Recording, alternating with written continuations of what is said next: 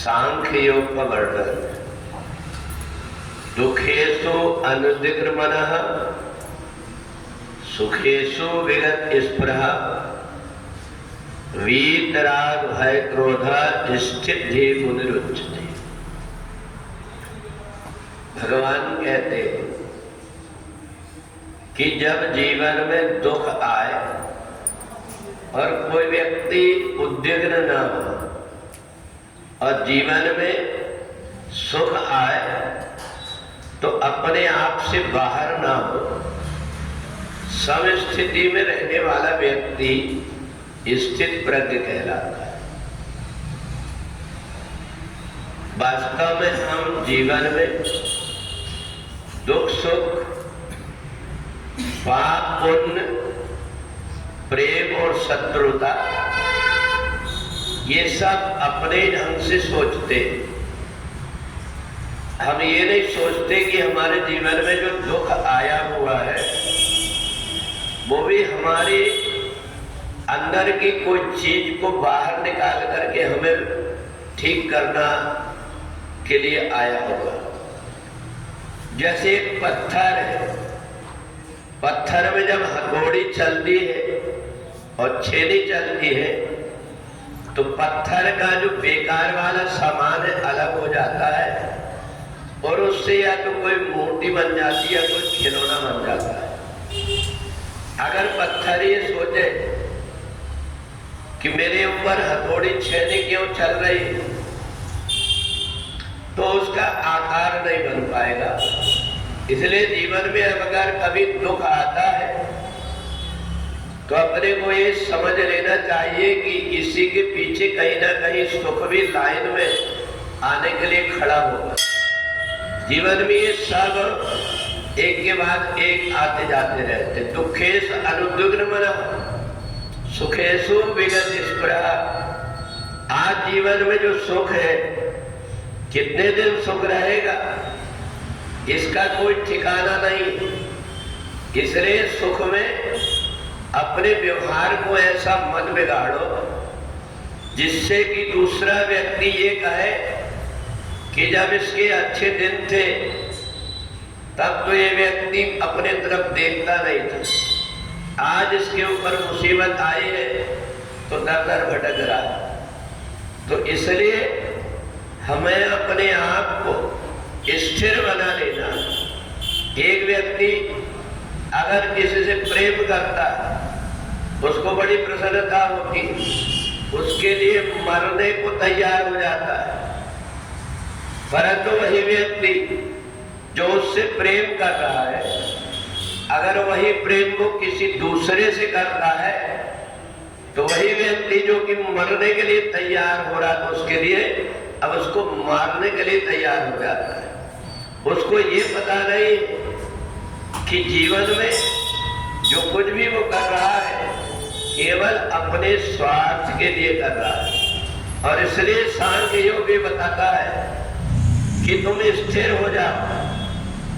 संसार में अगर स्थिर हो गए तो फिर ये बाहरी चीजें तुम्हें प्रभावित नहीं कर सकती। आपने देखा होगा कछुआ को, कछुआ के ऊपर जब उसको लगता मेरे ऊपर कोई संकट आने वाला अपने हाथ पैर सिर को अंदर कर लेता है और उसको चाहे उठा करके पटको कुछ भी करो फिर उसे कोई परेशानी नुकसान नहीं हो पाता। ऐसे ही जो स्थिर प्रज्ञ मनुष्य है वो स्थिर हो जाता है। उसके लिए कोई अपना और पराया नहीं होता। उसके लिए सारा संसार इदम खलु इदम ब्रह्म इस दृष्टि से देखने लगता है। कल मैंने आपको दुर्गा सप्तशती के पाठ में किस प्रकार से सेनापति चिक्षुर का वध और उसके बाद महिषासुर की वध की कथा सुनाई। दूसरे अध्याय में चिक्षुर का वध हो गया, तीसरे अध्याय में महिषासुर का वध हो गया, चौथे अध्याय में देवता बड़े प्रसन्न हो गए, हमारी विपत्ति दूर हो गई। भगवती जगदम्बा ने हमारे ऊपर जो संकट था वो दूर हो गया, महिषासुर का वध कर दिया। सारे देवता भगवती जगदम्बा की चौथे अध्याय में जब स्तुति करने लगे, भगवती जगदम्बा ने कहा कि बताओ तुम्हें अब क्या चाहिए। कहा माता जी अब हमारे संकट दूर हो गए, हमें कुछ नहीं चाहिए, पर यदि आप वरदान देना चाहती है तो सर्वदा जब कभी हम आपकी याद आए आप हमारी इसी प्रकार से रक्षा करना। आदिशक्ति भगवती जगदम्बा ने कहा तुम मेरे से नाता बना करके रखोगे तो तुम्हें क्या सुख और दुख हो रहा है ये तुम्हें नहीं बुलाना पड़ेगा, मैं खुद देख लिया करूंगी, बस तुम्हें मेरे से नाता बनाना पड़ेगा। भगवती जगदम्बा ने कहा इन देवताओं को भी नाता बना करके रखना। और ये देवता जब अपने लोक में पहुंचे, बहुत दिनों के बाद में स्वर्ग लोक पहुंचे थे, महिषासुर ने कब्जा कर लिया था। वहां जाकर के अपने सब परिवार को संभालने में लग गए। आदिशक्ति भगवती जगदम्बा को भूल गए। जब भूल गए तो दुख के बाद सुख और सुख के बाद दुख, ये तो लाइन में खड़े हुए। उस समय पर शुंभ और निशुंभ नाम के दो राक्षस पैदा हो गए और उन्होंने देवताओं की कमी को देखा कि ये देवता अपने स्वार्थ सिद्ध में लग गए, इसलिए दैत्यों ने आक्रमण कर दिया देवताओं के ऊपर।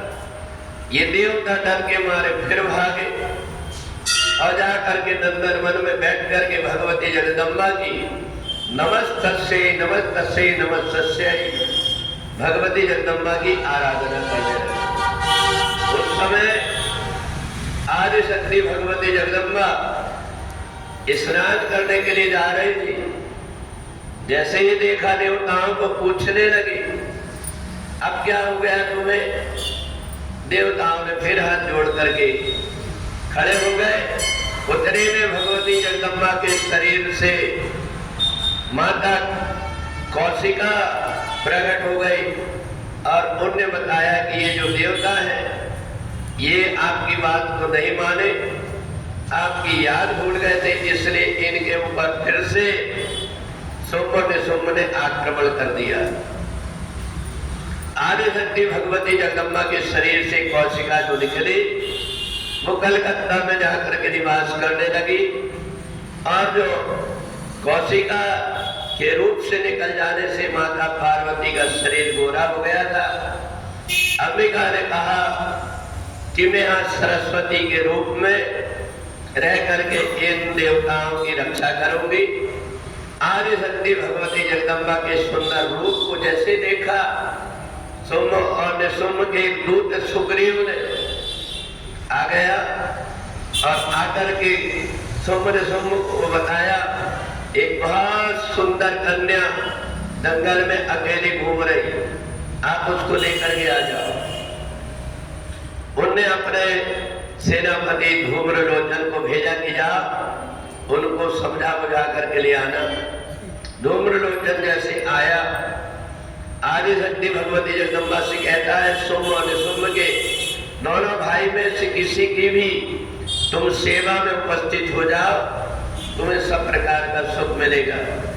आदिशक्ति भगवती जगदम्बा ने कहा तुम ठीक कह रहे हो, पर बचपन में मैंने एक प्रतिज्ञा कर लिया कि जो कोई मेरे साथ में युद्ध करेगा और मेरे को जीतेगा उसके साथ में ही मैं विवाह करूंगा।